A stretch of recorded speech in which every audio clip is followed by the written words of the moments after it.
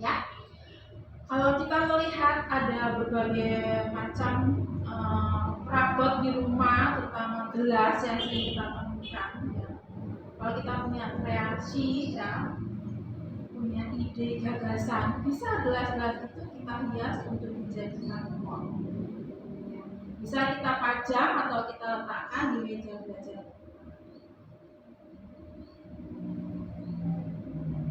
Kemudian yang berikutnya, menjadi ciri-ciri kewirausahaan itu seperti apa?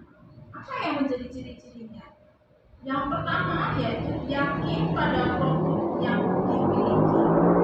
Ya.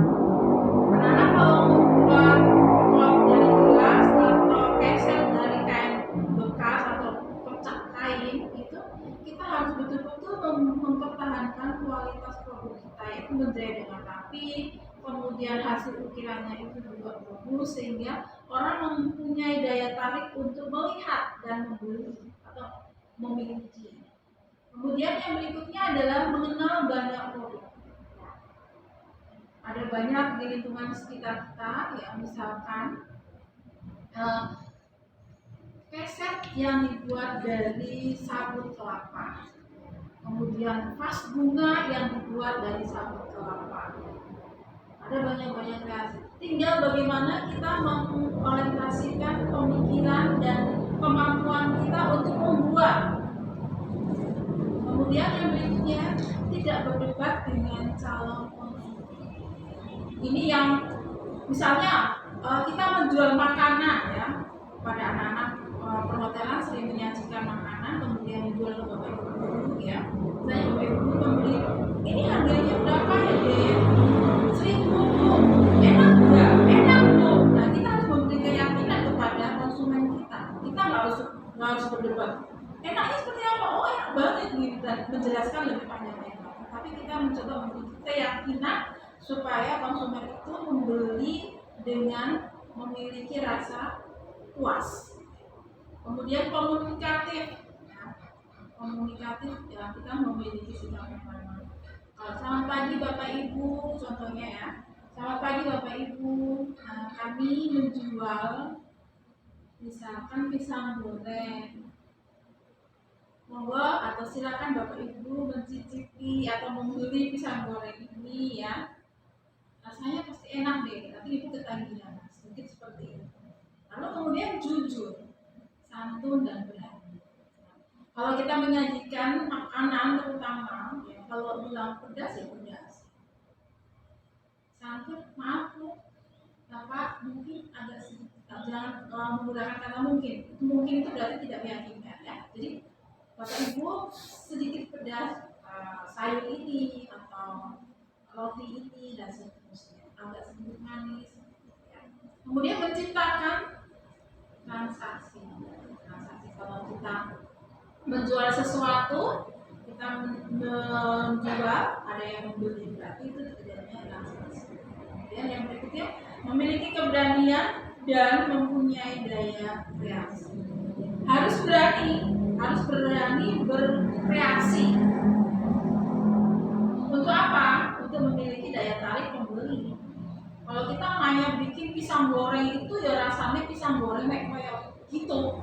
Oh, seperti rasanya orang seperti itu. Tetapi kalau kita punya kreasi, pisang goreng itu diberi dengan sedikit keju atau apa, misalkan sedikit gula, sehingga tambah manis lagi.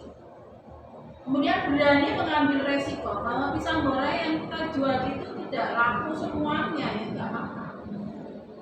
Menjadi pemikiran kita bagaimana besoknya pisang goreng itu menjadi laris. Dengan cara apa?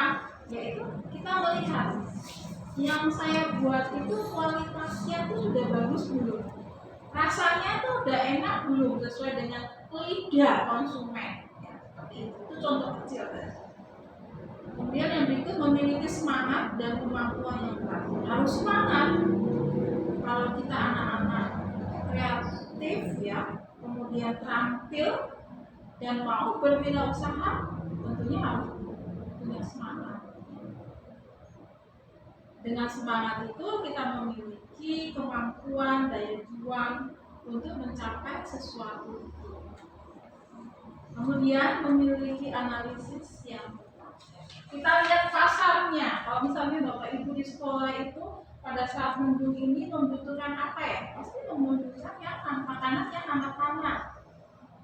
Jangan dikasih makanan yang dingin, nanti tidak laku. Menganalisis yang kemudian tidak konsumtif. Artinya apa? Nah, misalnya kita tuh mau menjual sesuatu tuh ya, pikiran kita untung ini ya. Untung, tetapi apa? Tidak menemukan sesuatu yang apa ya istilahnya itu greget, kalau bahasa Jawanya itu ya. Lebih mengutamakan konsumennya, rasa itu perlu bertanya. Kemudian keindahan, kekalaman dalam membuat kreasi dari kain misalnya ya, kelembutan kainnya itu sendiri, kualitasnya. Kemudian memiliki jiwa pemimpin harus. Kalau kita menjadi seorang pengusaha itu harus punya jiwa pemimpin. Pemimpin itu tidak berarti kita mau memerintah, tetapi coba kita merangkul orang-orang yang dekat dengan kita, orang-orang yang membantu kita memunculkan kreativitas itu sendiri. Kemudian yang berikutnya, tujuan dari bidang usaha itu apa? Supaya kita mempunyai keterampilan untuk membuat sesuatu yang ada menjadi lebih indah, yaitu kreasi yang sungguh-sungguh mempunyai daya tarik untuk dibeli atau dijual. Nah,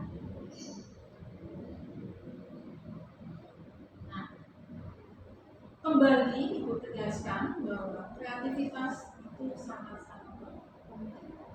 Berpikir kreatif. Jadi kalau anak-anak, kalau kamu menjadi seorang wirausaha, berpikir kreatif itu harus terus-menerus ada, harus terus-menerus bersinar. Makanya tadi Ibu tampilkan ada sebuah lampu yang memberi sinar, itu artinya setiap saat kita punya ide, setiap saat kita punya gagasan. Berikutnya, tuntutan kreativitas dalam usaha atau bisnis yang kami yang kita lakukan. Bisnis kita adalah usaha-usaha sangat-sangat kecil, misalnya di lingkup sekolah, kelas perhotelan dan tata busana dan kelas-kelas lain. Ya. Ada beberapa poin yang perlu diperhatikan. Kreativitas diperlukan oleh setiap usaha. Agar usaha itu memiliki kemajuan baik dia jual, kemudian kreativitas, kemudian yang berikutnya adalah nominal yang kita temukan dalam kreativitas, kemudian keterampilan. Jadi keterampilan yang kita miliki itu dihargai orang lain berkat kemampuan kita untuk menampilkan yang lebih baik, lebih unggul, lebih enak untuk disajikan, dibeli, kemudian dimiliki. Kemudian yang berikutnya adalah agar lebih unggul dibandingkan para pesaing, dapat mempertahankan. Itu adalah bagaimana kita menemukan bahan-bahan kualitas yang kita miliki itu untuk penyampaian atau penyajian. Yang berikutnya adalah berupaya mencari sesuatu yang baru dalam mengembangkan apa yang sudah ada agar menjadi lebih baik. Ya tadi, kalau kita hanya membuat keset, contoh kecil ya. Kalau kita hanya membuat keset seperti itu yang sudah pernah dilihat, orang tidak akan melihat. Oh, itu sudah pernah di toko ini. Tapi kalau kita membuat keset itu dengan kreasi kita yang baru, yang semakin menarik, ya, orang akan, wih, bagus ya, penasaran ya, lalu mau beli.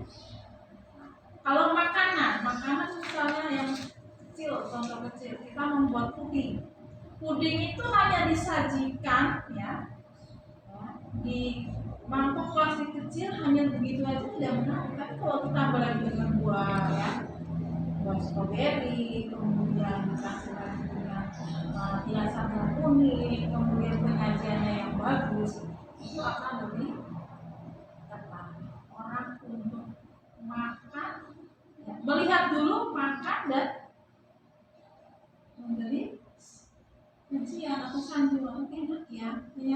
kreatif juga ya. Nah, anak-anak itu yang bisa Ibu sampaikan untuk sesi kreativitas keterampilan dan kewirausahaan. Semoga apa yang Ibu sampaikan tadi menjadikan kita semakin berpikir positif tentang kreativitas, keterampilan, dan kewirausahaan. Jadi kita tidak hanya berdiri di tempat, tetapi kita harus berusaha untuk memaksimalkan kemampuan yang sudah Tuhan berikan kepada kita untuk menjadi yang lebih baik dari hari ke hari. SMK pasti bisa. Selamat pagi anak-anakku semua, dan salam sejahtera. Terima kasih, sukses selalu dan tetap semangat. Oke. Selamat pagi Bapak Ibu Guru Pembina OSIS serta anak-anakku yang terkasih. Salam sejahtera untuk kita semua. Pagi ini Ibu akan memberikan suatu pembelajaran untuk kita semua dengan tema kreativitas, keterampilan, dan kewirausahaan. Tentunya anak-anak sudah mengetahui tentang kreativitas, keterampilan, dan kewirausahaan. Ada banyak hal untuk dapat mencapai kreativitas, tetapi terlebih dahulu kita mencoba untuk melihat apa tujuan dari seksi kreativitas, keterampilan, dan kewirausahaan di dalam OSIS. Yang pertama adalah meningkatkan kreativitas dan keterampilan dalam menciptakan suatu barang menjadi lebih berguna. Kalau anak-anak melihat di sekitar sekolah kita banyak botol-botol bekas, kertas-kertas bekas yang tergeletak begitu saja. Kalau kita berkreatif atau berkreasi, tentunya di benak kita masing-masing punya ide untuk membuat sesuatu yang sangat berguna. Misalkan kertas bekas bisa kita jadikan pot bunga, kemudian botol bekas bisa kita jadikan tempat pensil atau alat-alat yang sekiranya ada dan mudah kita lakukan. Kemudian yang berikutnya adalah meningkatkan usaha koperasi siswa dan bikin produksi.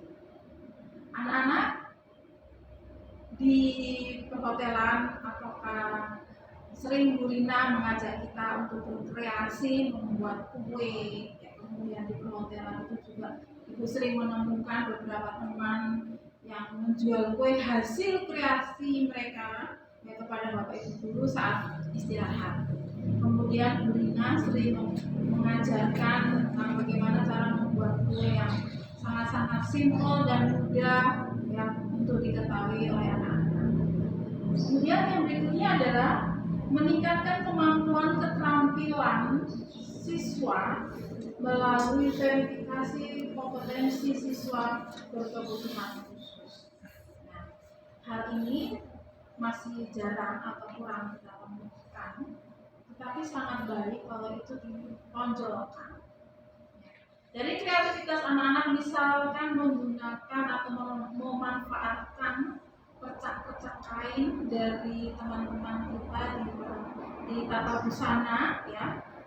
Mereka teman-teman kita di sana selalu mau gunting kain, ya, sisa-sisa kain itu boleh kita minta untuk kita buat sesuatu yang berguna.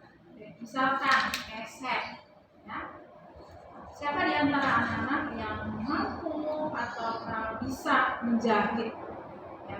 Menjahit itu tidak harus dengan mesin jahit, tetapi dengan tangan juga boleh. Baik. Lalu setelah Ibu sampaikan tentang tujuan dari seksi dari kreativitas, keterampilan, dan kewirausahaan perasaan. Tentunya di benak anak-anak juga